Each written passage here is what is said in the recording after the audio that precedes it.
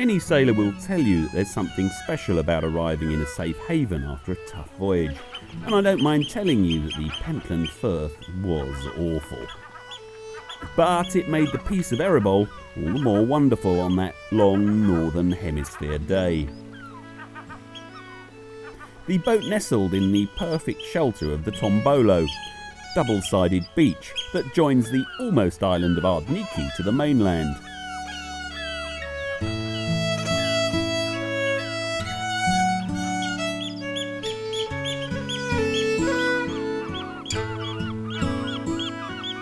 The come down from fear is a slowing down. You take the time to savour things that float gently past the boat. Arable is a mile wide, 12 miles long, and at 180 feet is the deepest sea loch on mainland Britain. At one time there was a thriving community up here. It was a society built around townships of 3 or 4 families living and working as one. Maybe 20 people sharing a hearth and a barn, the field work and the herding. Cattle, horses, goats, pigs, roots, and a few oats as well as fish in season. The people were apparently happy and well fed. A good life. They were mostly Catholics. Lots of great music, poetry, dancing, alcohol and folklore. The land was, they thought, owned collectively by the clans. As a result, they paid almost bugger all rent for it, but might be called up to send their young men off to fight for the clan occasionally. Water makes communication fast and efficient, and boats of all sizes plied these waters, not just fishing, but trading as well. These people knew about and traded with the outside world. They were far from the ignorant peasants portrayed in the literature.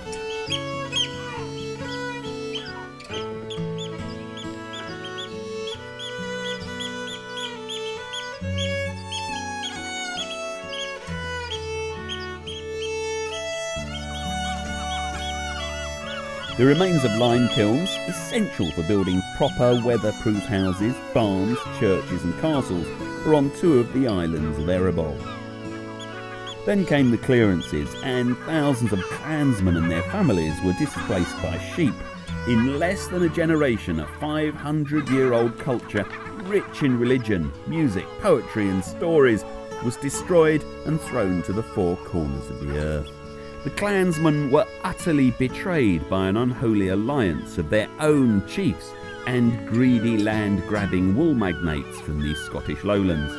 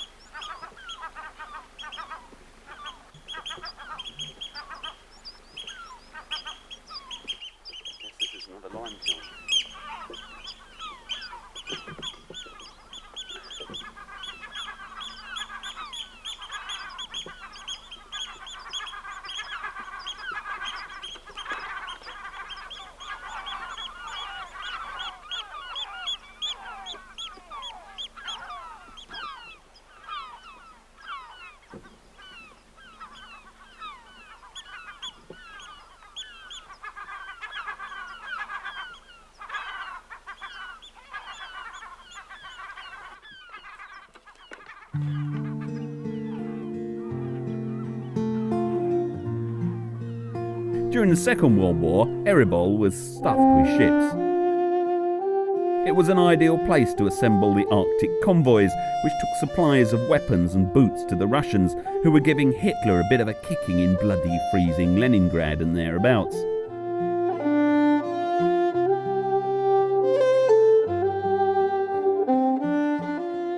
Keeping Hitler distracted was essential to give time for the Yanks to start mass-producing the 3 weapons of war that counted for anything: long-range bombers, Sherman tanks and Liberty ships. Everything else was frippery and service gear. The Germans tried to stop the convoys with their own long-range bombers and scores of submarines working out of Norwegian bases. One convoy of 35 ships lost all but 11 of them.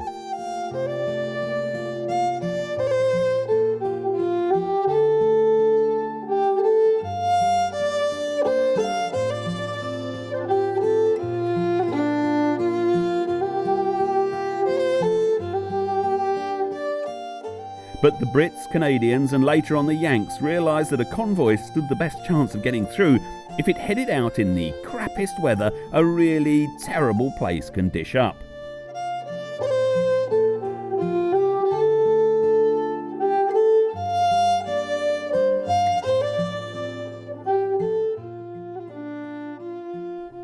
In the winter, the seawater is almost frozen. It turns greasy with cold and every drop of spray that hits the decks freezes within seconds and threatens the stability of a heavily laden, slow-moving ship. Hand-chipping ice from overburdened decks was a daily job.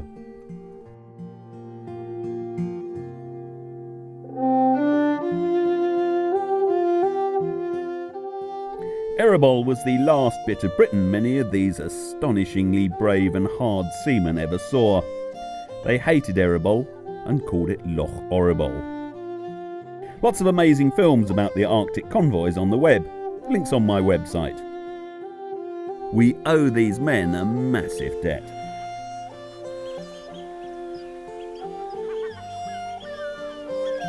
Today, the almost relentless tranquility of Arable is only occasionally punctured by traffic on the A838 coastal road that runs right around the top of Britain. It swoops and turns across the landscape with intriguing bends, hills and vistas that open up ahead of the drivers. It has become one of the world's iconic biker routes, so every now and again the peace of Loch Arable is shattered by leather-clad middle management born-again bikers working on their bucket list and bonding with their equally well-paid, yet somehow unsatisfied mates and generally getting in touch with their adrenaline. For us though, Loch Arable was a splendid place to unwind after a stressful time, so we spent the day drifting around.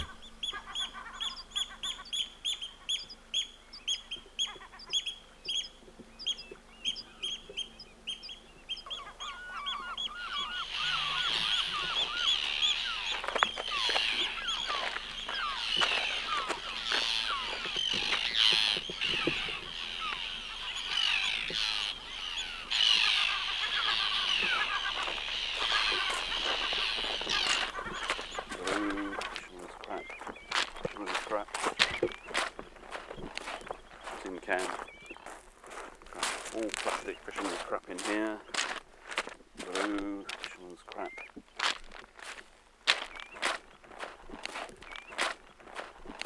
Probably fisherman's crap. Fisherman's crap. Fish farm crap. Fisherman's crap. Well, maybe it's fish farm stuff, I don't know. Fisherman's crap. More of this binding material. Lasts for ages. Fisherman's crap.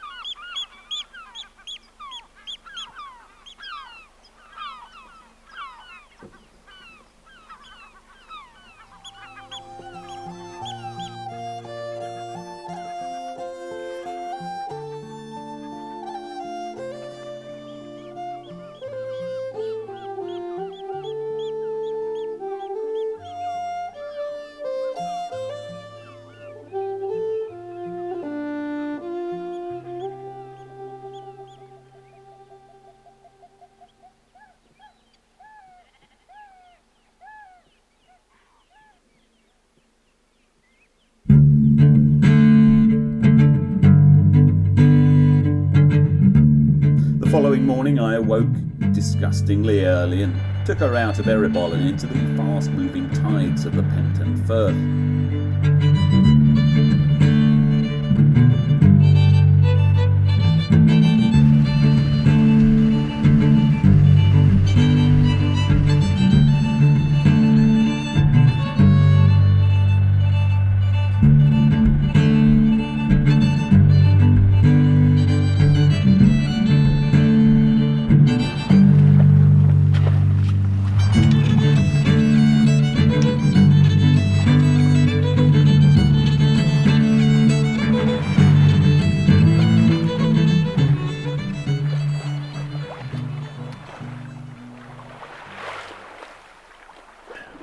leaving Loch Arable, come around the rocks, and we've got to get around this Barade head and then to Cape Roth.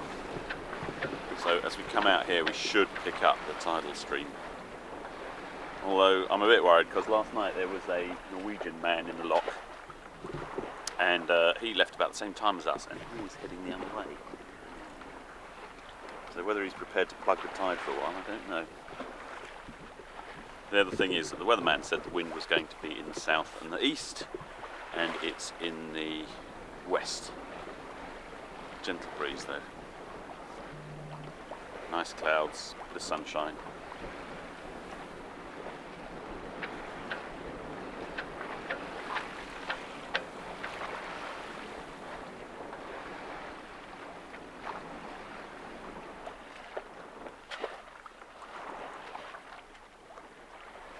.9 knots, so I'm sure we are starting to pick up the tidal flow.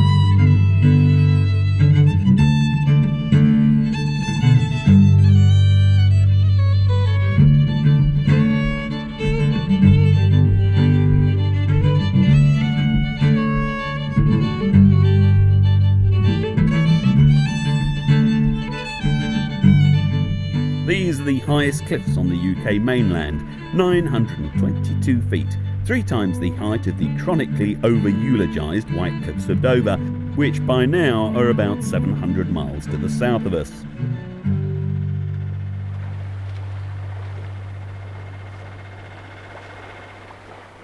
So this is the long-awaited Cape Roth. Thought about this a lot, and just to add a bit of excitement to an already intimidating place, look at this. There are these 2 rocks here, Durs Lip rocks, just off the tip, just to make the place a little bit more stressful to get around. But I have to say today is being a rather dull pussycat. At Cape Roth there's an inner and an outer passage. The outer one is safer. The inner one is slightly riskier but more fun and takes you closer to that amazing headland. The name Cape Roth is not quite as it seems. Cape Anger would be a good name for the place because the weather here is ferocious. It gets shed loads of wind and massive seas that come rolling off the Atlantic driven by the relentless westerlies. These big waves meet the 8-knot tides pouring out of the Pentland Firth, making a rough place even tougher. Add to this, it holds the record for the gloomiest January on record in the UK. 38 measly, watery, pathetic minutes of sunshine in one whole month. Sadly, the name Wrath or Roth is nothing to do with anger or upset. It's derived from the Norse and means turning point. To the virtuoso Viking navigators, it was little more than a road sign, proving that the truth can sometimes be rather dull. Despite the disappointing etymology, the combination of big waves, strong currents, strong winds and frequent bogs, Cape Roth is an easy place to get lost and then get into trouble and end up being smashed into a really impressive, nasty lee shore. But of course us modern sailors have GPS, so we're never lost, and we have engines, so we can nearly always get out of trouble. We are certainly the luckiest sailors ever to have existed. So this is my last tack around Cape Roth. I'm on the last. I'm just fetching it. I'm going the inner passage between here and the Skerry. And I have thought about this place for months, years I've thought about this place. It's Hill Corner. It's a frightening place, the name alone, and it did frighten me the other night. Not this place, but this stretch of coast. And well, broken the back of the journey. And like lots of things that you've waited for ages, it's just a bit of a disappointment really. It's a bit of an ennui. Yeah, okay, I've done it. It's not a great day. The wind is on the nose. The Cape Wrath is just peaceful and quiet, being a bit of a pussycat. There's not much of a tide running, maybe 2 knots, not much. I'm going to go around the corner and have a glass of whiskey.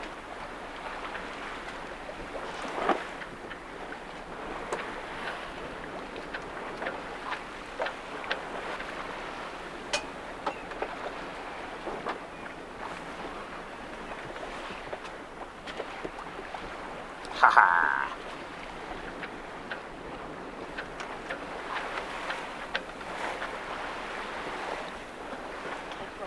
Cape Wrath.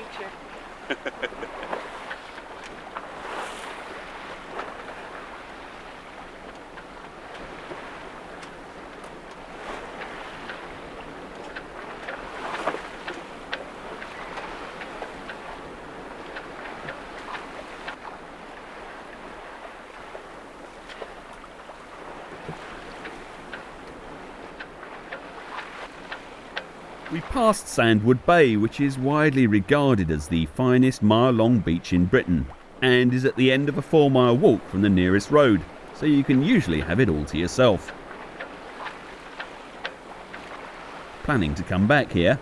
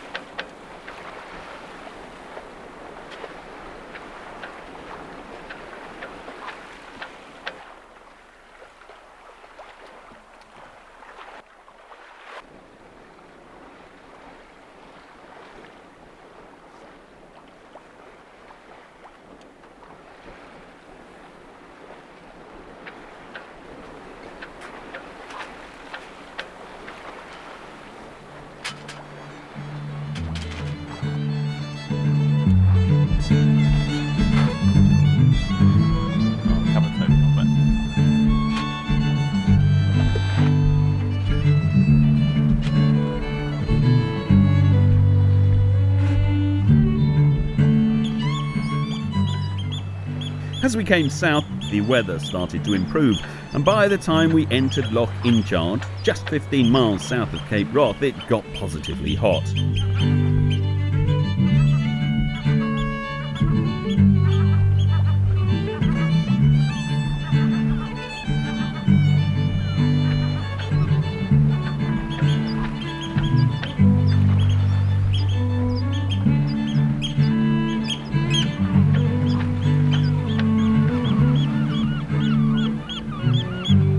And we came across the thickest jelly blob swarm either of us have ever seen.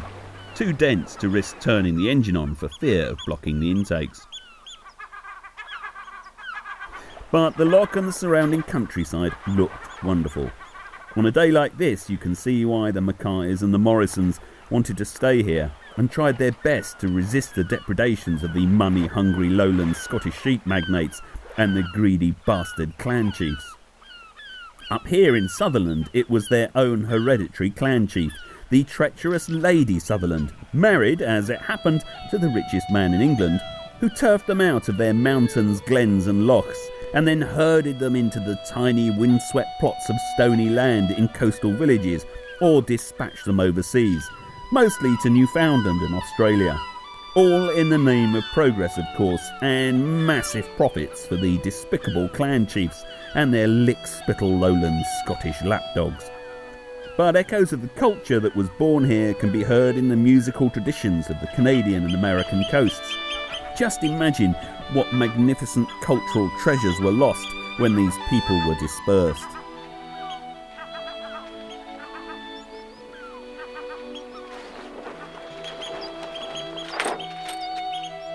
A sad chapter in the history of a great nation.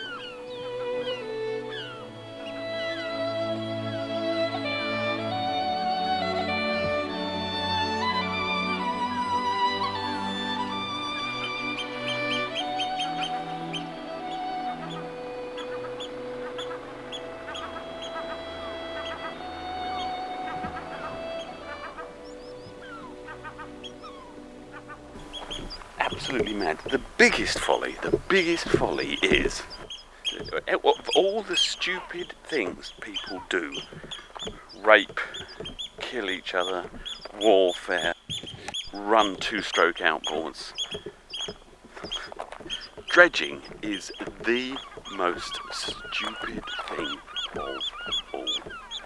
Unbelievable. It's not making a living, it's desecration, absolute desecration. But look at the weight of the gear that they use now.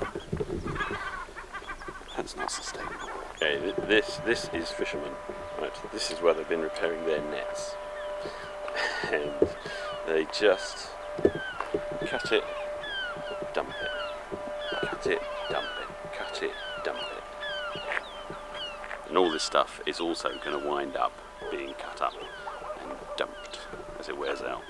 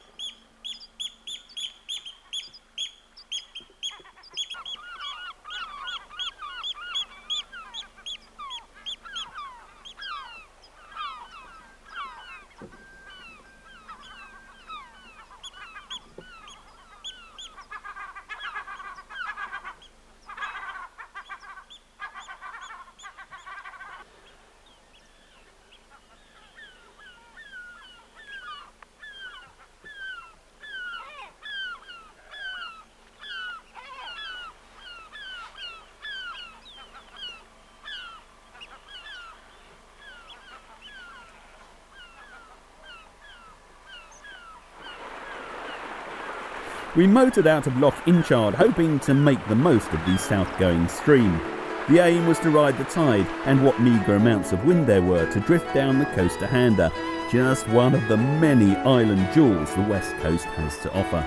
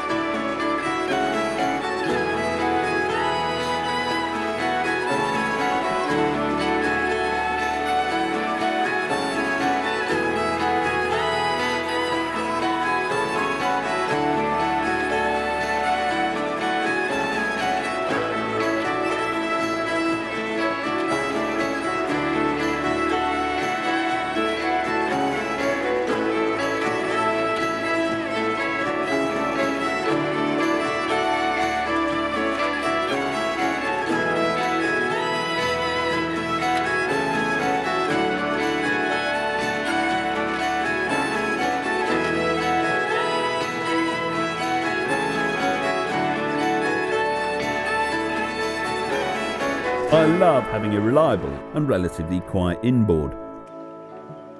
What a wonderful thing it is when you turn it off and let the quietly insistent forces of nature take a hand.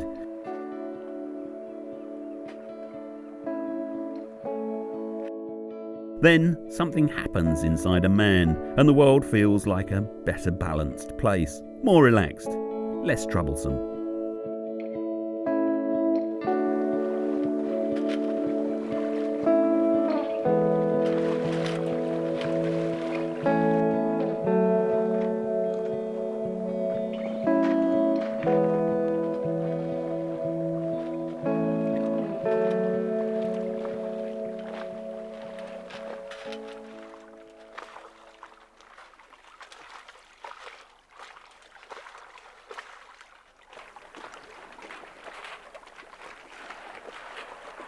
We drifted past some amazing geography that day. Loch Laxford, with its uber-statuesque, narrow labyrinths, went past unexplored. At the time I was expecting to return here with sweet pea and a camera. Looking slightly less likely now though, lads. We shall see. Details on the website. This bit of coast is the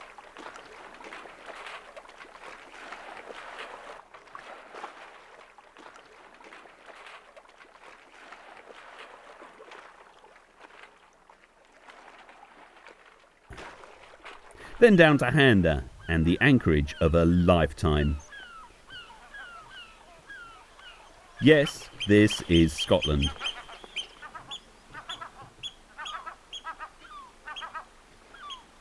There are times when you can't believe life can get any better.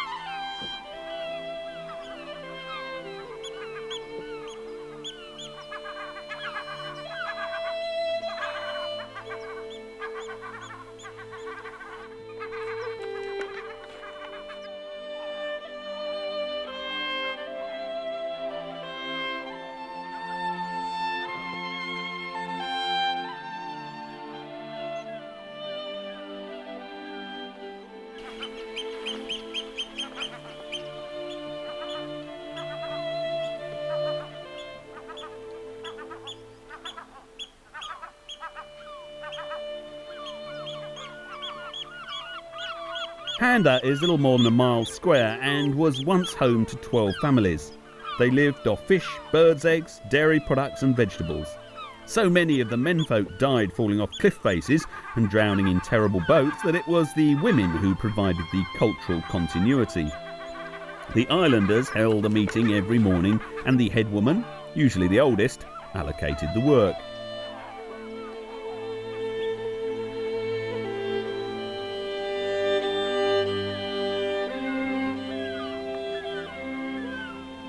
Then came potato blight, which was hotly followed by lowland sheepmen, and by 1845 the islanders had all left for Canada, leaving just the sheep.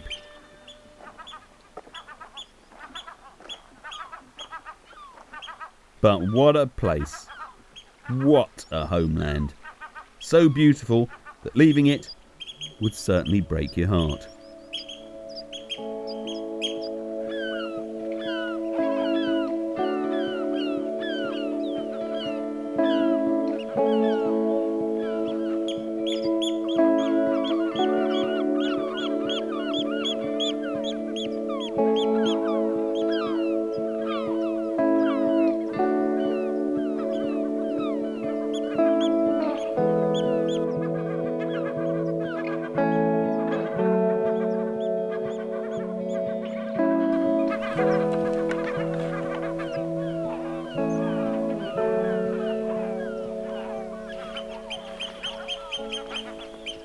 This bit of coast is the best the British mainland has to offer when it comes to narrow and shallow sailing.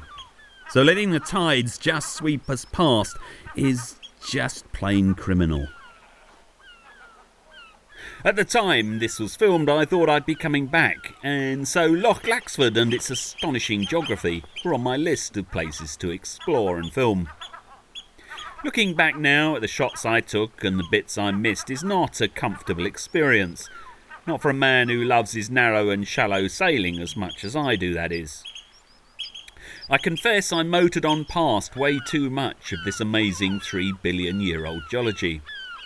It had been an expensive 3 months and I was yet again running out of funds. I'd found a cheap yard in Arable where I could dump the Centaur ashore for the expensive summer months, then return in the cooler yet cheaper autumn, prep her for sale and get her down to the Clyde to sell.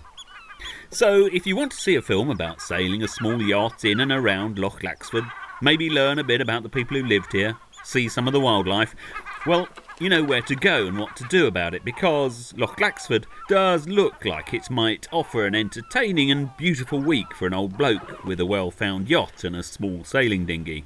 On the other hand, you can always cross your fingers in the hope that Larvadge or Delos might drop by Loch Laxford one day.